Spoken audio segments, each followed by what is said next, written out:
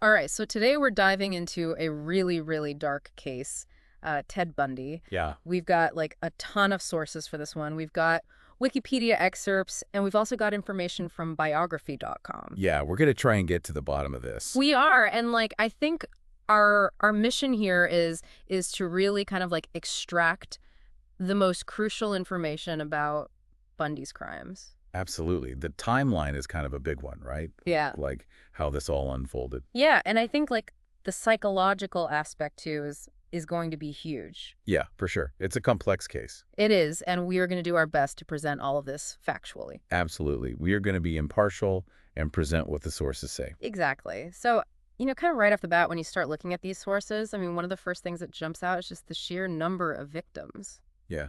They called him the campus killer. Yeah, and the lady killer. Right. And his crimes, like, officially spanned from 1974 to 1978. Yeah. But it is suspected that they might have gone on longer than that. Right, and we're talking like 20 confirmed victims, 30 that he confessed to, and then like possibly over 36. Yeah, that's just suspected. It could be even more. Could be even more. And across several states. Yeah. Several states. We're talking California, Colorado, Florida, Idaho, Oregon, Utah, and Washington. Like that's crazy. So this guy was traveling all over. Yeah. So his modus operandi, his MO, if you will. Yeah, well, he was pretty smart about it. He was. Like, he gained trust. A lot of times he feigned injury. Right. Or posed as an authority figure to get close to these women. Yeah. And then he would lure them to his vehicle. Right, and he would bludgeon them. Yeah. He used handcuffs. He transported them, and like it was just horrible. Yeah. One thing that really stood out to me, and the Wikipedia excerpt really, really emphasized this, was that he would often return to the bodies. Yeah, there's a lot of information in there about the post-mortem interaction. Yeah, yeah. It's really, really disturbing. He would groom the bodies. Right. And do sexual acts with them until they were like too decomposed. Yeah, and he decapitated at least 12 of his victims. Yeah. And kept their heads as mementos in his apartment. Yeah, that's really bad. Yeah.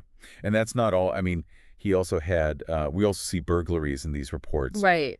In home assaults. And there's a lot of the same MO, the same kind of bludgeoning, maiming, strangulation, sexual assault. Yeah, so it's pretty consistent across the board. Yeah.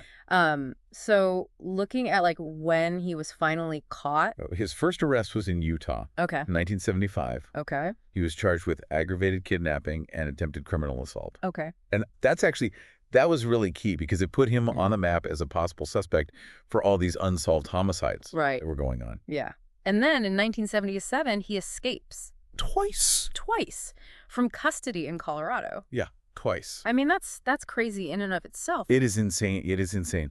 Like, how does that happen? I know. But he did. He did, and then went on to commit more assaults and 3 more murders in Florida. Right. Before being recaptured in 78. Okay, so he's recaptured in 78, and what are the legal consequences for all of this?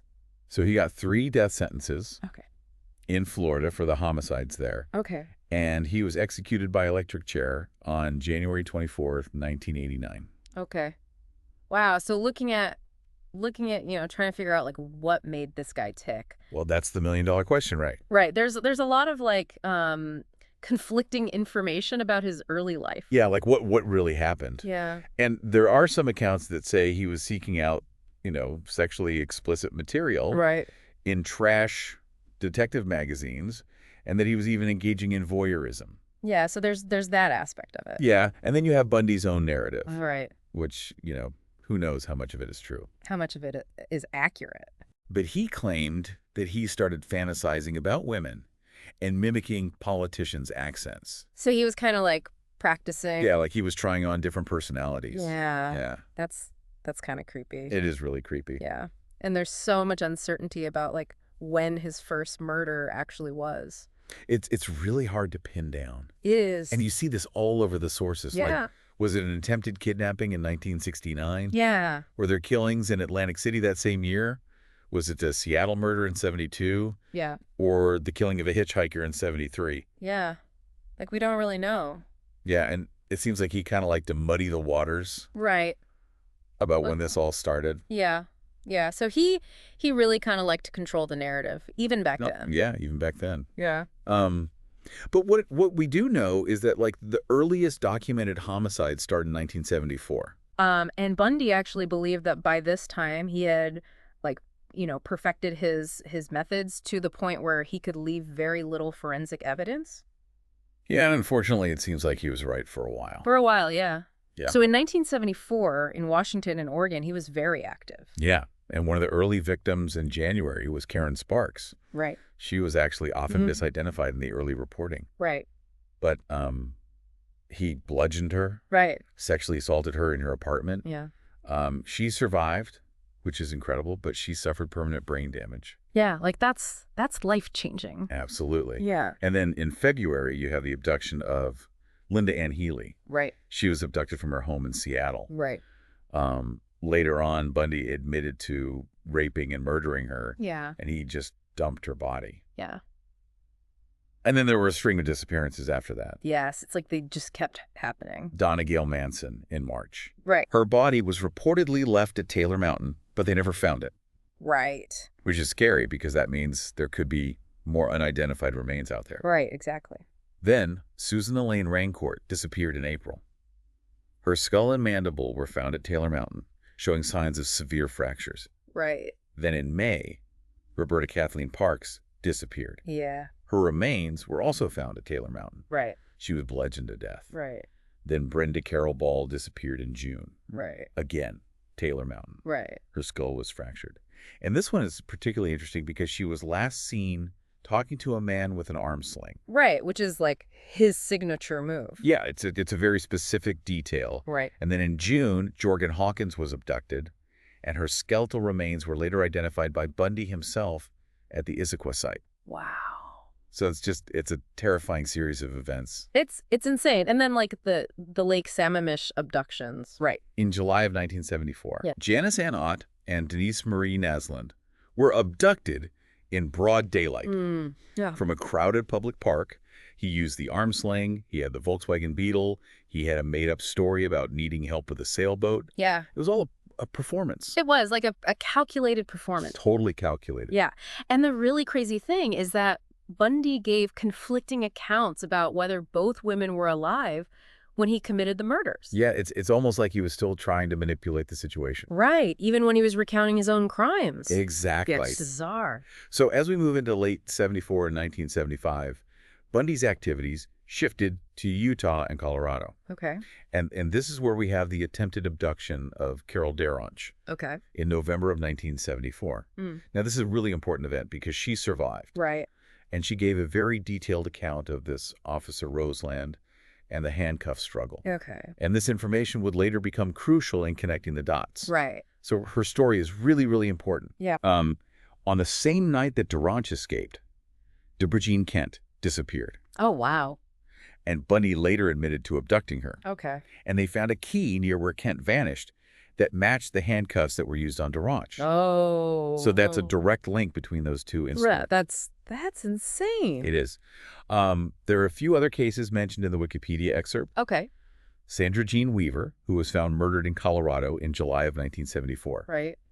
Her case shared similarities with later Utah victims, but officially it remains unsolved. Okay. And then there's Rhonda Stapley, who actually survived a violent assault by Bundy in Utah in October of 1974. Okay. He told her he was going to kill her, but she survived. Wow. So it's just another terrifying look into his methods and his intentions. Right. Melanie Suzanne Cooley disappeared in Colorado in April of 1975. Right. The evidence linking Bundy to her disappearance is inconclusive, but it's still mentioned. Okay. And then Shelley K. Robertson, who was found murdered in Colorado in July of 75. Okay. Credit card receipts placed Bundy in the vicinity, but again, no direct evidence. Okay. And then Nancy Perry Baird disappeared in Utah that same month. Right. She didn't really fit Bundy's typical victim profile. Right. And Bundy denied any involvement, but it's still an open question. Right. And it's a really scary thought. Yeah. Now, the really key piece of evidence that emerges in this whole story is Bundy's Volkswagen Beetle. Oh, right. He sold it in September of 1975. Okay.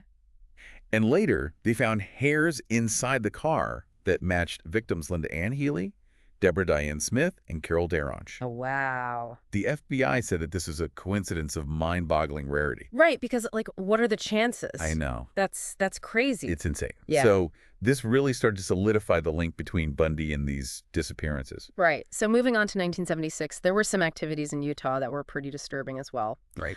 Deborah Diane Smith, her body was found in early February. Bundy was a suspect, but they could never confirm it. Right. And then Joy Kathleen Harmon in March, she was found after being strangled and beaten. And what's really disturbing about her murder is that it happened after Bundy's kidnapping conviction, but before he was actually imprisoned. Right, so he was still out there. He was still out there. And active. Yeah. Yeah. And her case is still unsolved. Wow. So even like being caught and convicted didn't stop him. No, not at all. Wow. So the escapes in 1977 are like crazy. I know. They're like something out of a movie. They are. So the first one was in June, and he jumped out of a courthouse window. During a recess. Yeah. While he was acting as his own attorney. It's crazy. He injured his ankle, but he still managed to steal supplies from a cabin and evade search parties for 6 days. 6 days. Yeah. And then they finally caught him in a stolen car. And what was in the car? Maps. Maps related to a victim's body location. Oh, wow.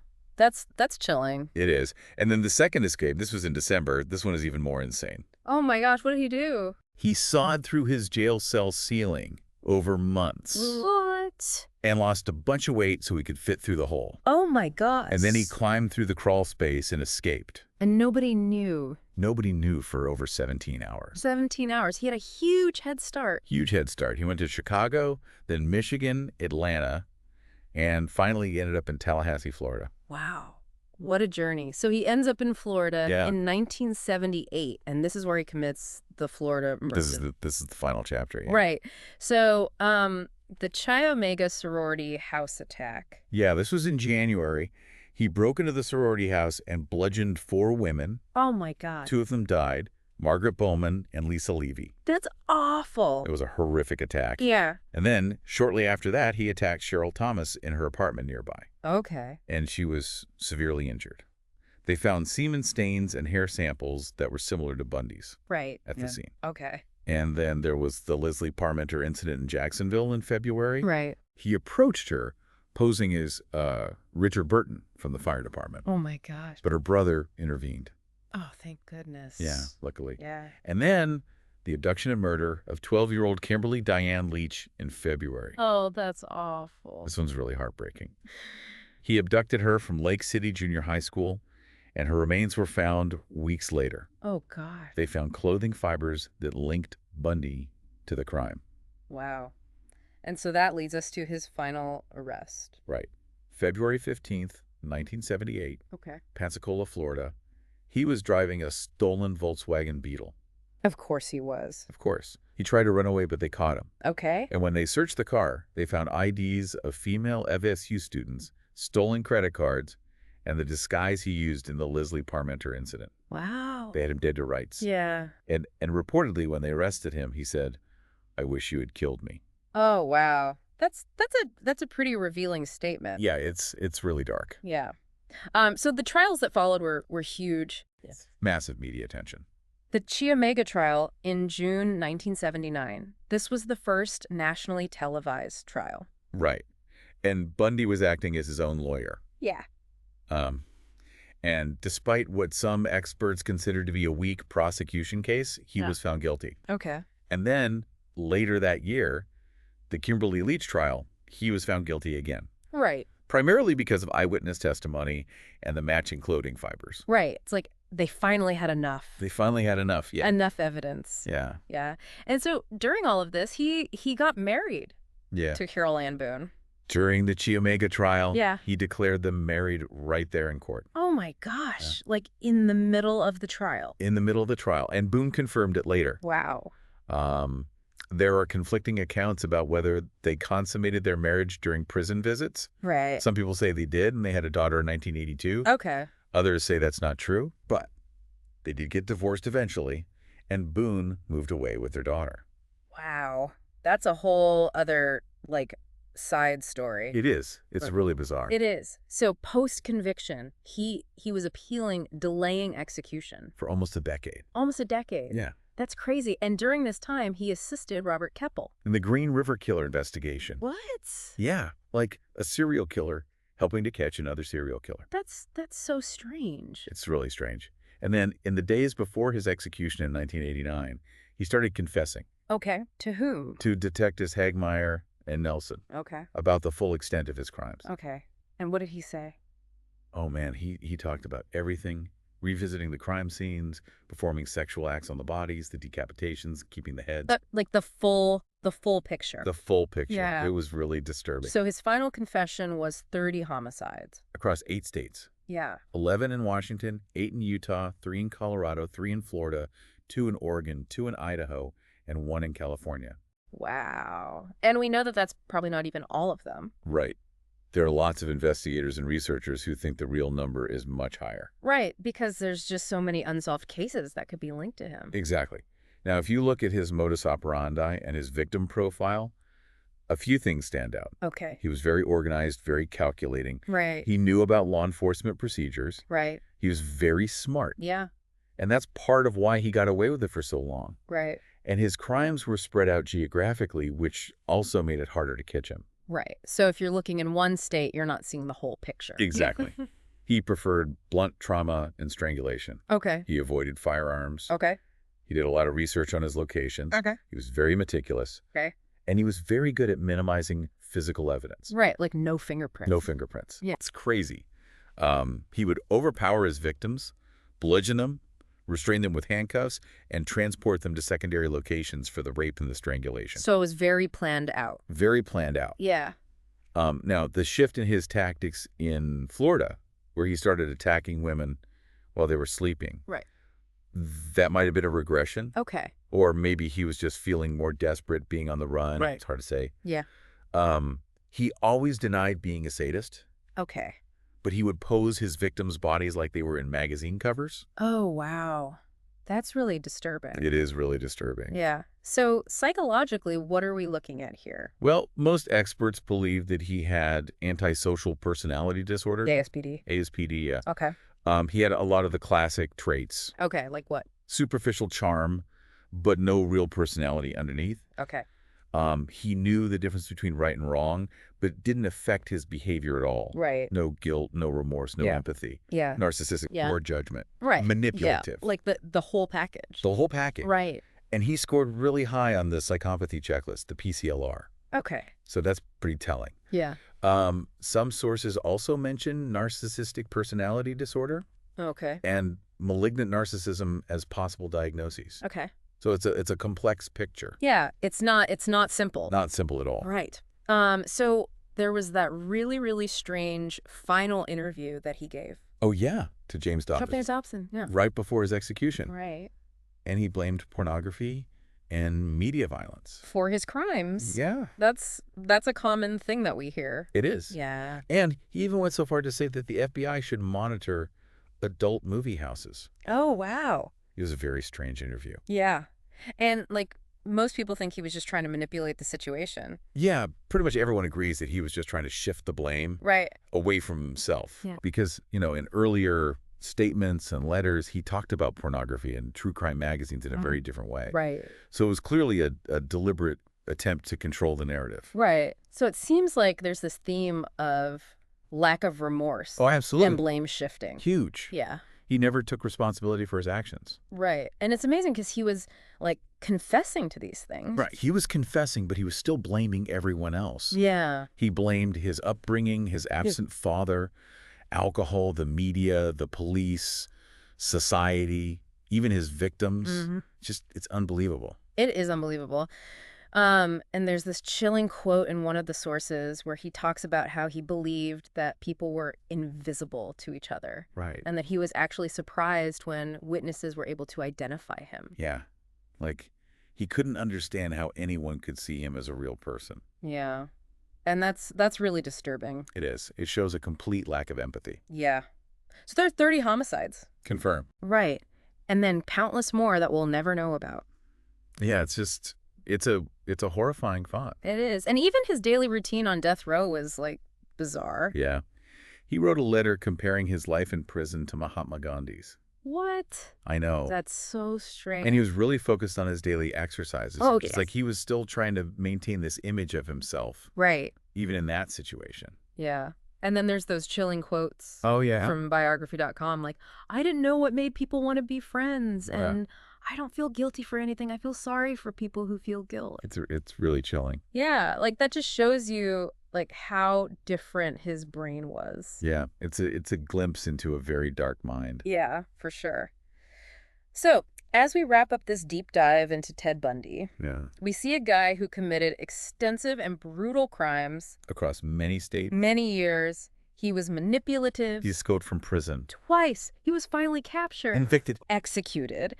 But the debate surrounding his motives, the full scope of his victims, It goes on. it goes on. Yeah. So it's really an important case to look at. It is. It's a chilling reminder of the dark side of human nature. Right.